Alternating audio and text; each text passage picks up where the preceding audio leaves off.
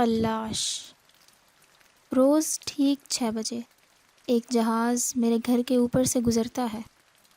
اس کی آواز جو ہی میرے کانوں سے ٹکراتی ہے، میں بھاگ کر چھت پر جاتا ہوں اور پھر اس وقت تک پاگلوں کی طرح آسمان پر نظریں ٹکائے کھڑے رہتا ہوں جب تک جہاز باریک نقطہ بن کر میری نظروں سے معدوم نہیں ہو جاتا۔ یہ جہاز جب بھی گزرتا ہے مجھے یہی محسوس ہوتا ہے، ڈاکٹر شفقت فاروق ملک چھوڑ کر جا چکی ہیں۔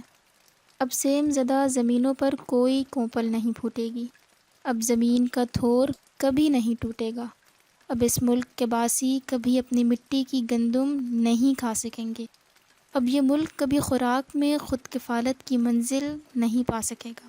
وہ 1978 میں جب نایاب nuclear institute for agriculture and biology Faisal آباد میں ملازم ہوئیں تو ان کی زندگی کی ایک ہی خواہش تھی، میں پاکستان کی ایک ایک انچ پر گندم اگاؤں گی۔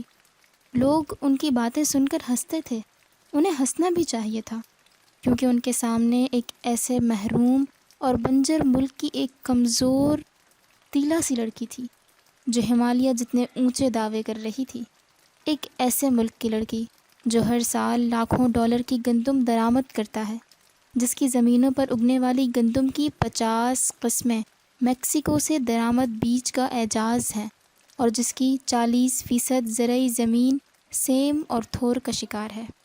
آپ یہ معجزہ کیسے دکھائیں گی؟ پوچھنے والوں کی آنکھوں میں طنز اور ہونٹوں پر شرارت تھی۔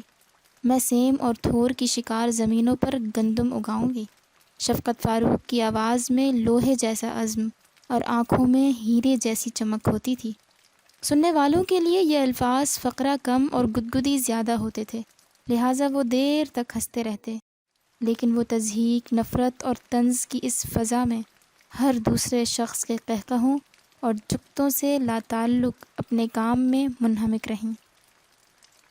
ڈاکٹر شفقت نے سیم اور تھور کے علاقوں میں گندم اگانے کے لیے ایک تحقیقاتی ادارہ بنایا، پوری دنیا کے دورے کیے، گندم پر ریسرچ کرنے والے اداروں میں گئیں، انہیں اپنا منصوبہ سمجھایا، گھنٹوں میزوں پر بیٹھ کر میکسیکو کے شاطر سائنسدانوں سے گفتگو کی۔ آخر میں جب ساری دنیا قائل ہو گئی تو انہیں امداد ملی، لیبارٹری کے آلات اور نوجوان سائنسدانوں کی ٹریننگ کے لیے وظائف ملے، اور انہوں نے ایک مکمل اطمینان کے ساتھ کام شروع کر دیا۔ جب وہ سیم اور تھور کا شکار زمینوں کا معائنہ کر رہی تھیں تو ان کے مشاہدے میں آیا ایسی زمینوں پر جہاں مضبوط ترین بیج بھی مٹی ہو جاتا ہے، ایک خاص قسم کی گھاس بغیر کسی محنت کے اگاتی ہے۔ ڈاکٹر شفقت نے پوری دنیا سے اس گھاس کے نمونے اکٹھے کیے، انہیں سیم و تھور کی شکار زمینوں پر بویا، زیادہ تیزی سے پروان چڑھنے والی گھاس کے بیج حاصل کیے، ان میں وہ کریکٹر تلاش کیا جو ناموافق زمین پر پودے کو زندہ رکھتا ہے، پھر اس کریکٹر کو ڈیولپ کیا۔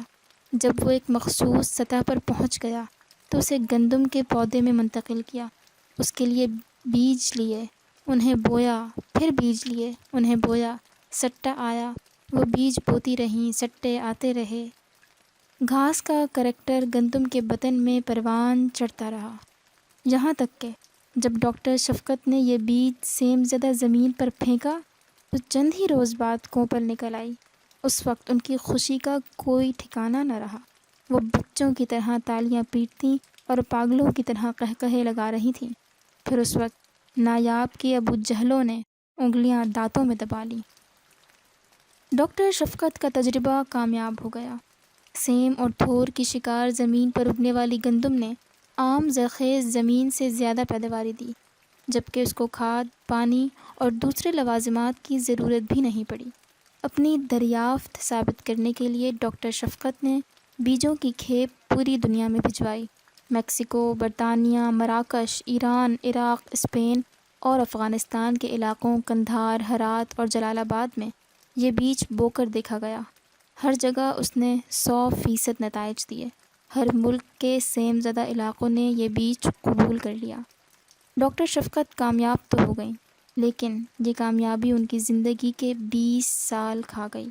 جب انہوں نے تجربے کا آغاز کیا تھا تو وہ ایک پتلی پتنگ سی لڑکی تھی، لیکن جب ٹیسٹ ٹیوب سے سر اٹھایا، دستانے اتارے، ایپرن کھولا تو ان کا نصف سر سفید ہو چکا تھا، چہرے پر چربی آ چکی تھی، گردن کی جلد ڈھیلی پڑ چکی تھی، ہاتھوں کی ملائمت اور پیروں کی نسوانیت دم توڑ چکی تھی۔ اب سیڑھیاں چڑھتے ہوئے ان کا دم پھولتا تھا اور جھکتے ہوئے ان کی کمر دکھتی تھی، لیکن اس کے باوجود ان کے چہرے پر گزرے وقتوں کا ملال نہیں تھا۔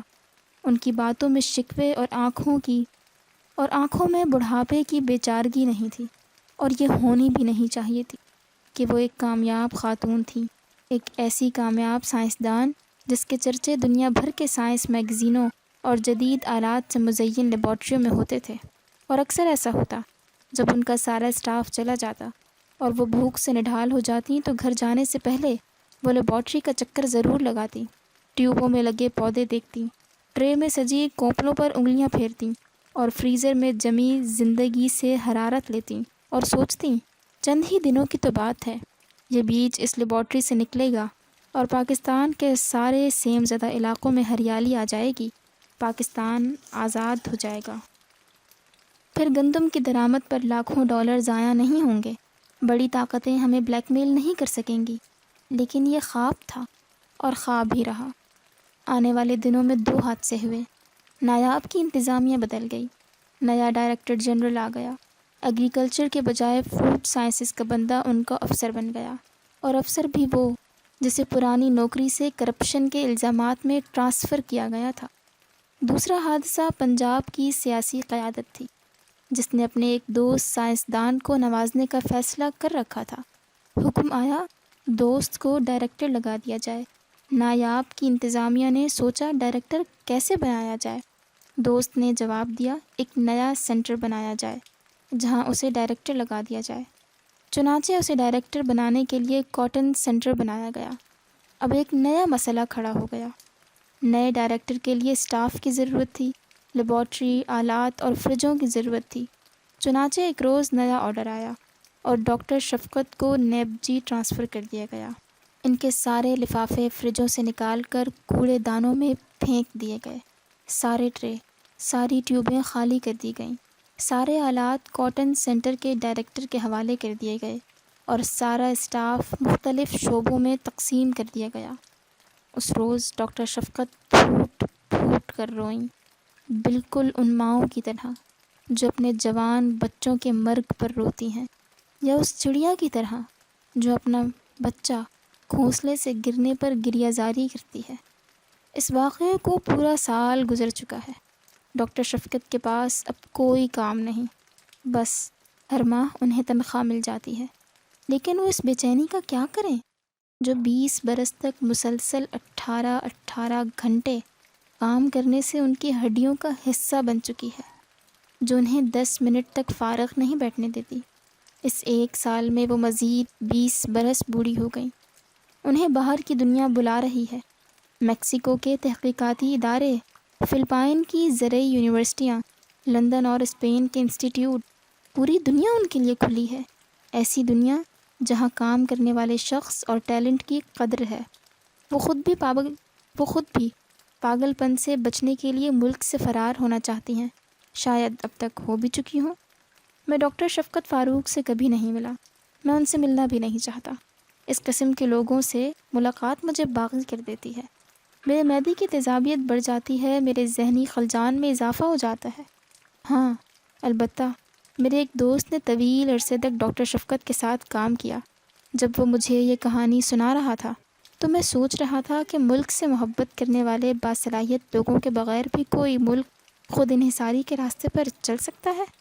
ہاں قارئین محترم، قوموں کا سرمایہ کھیت، فیکٹریاں، گاڑیاں، ادارے اور نوٹوں سے لبالب بھری تجوریاں نہیں ہوتا، لوگ ہوتے ہیں، اپنے ملک سے محبت کرنے والے ہنرمند لوگ۔ کسی قوم کا ایک دانشور، عالم یا سائنسدان حالات سے پریشان ہو کر نقل مکانی کر جائے تو اس قوم سے بڑی کلاش قوم کوئی اور نہیں ہوتی، خواہ اس کے سارے پہاڑ سونا بن جائیں، ساری ندیوں، سارے دریاؤں اور سارے بیراجوں میں تیل بہنے لگے اور اس کے سارے درختوں سے اشرفیاں اترنے لگیں۔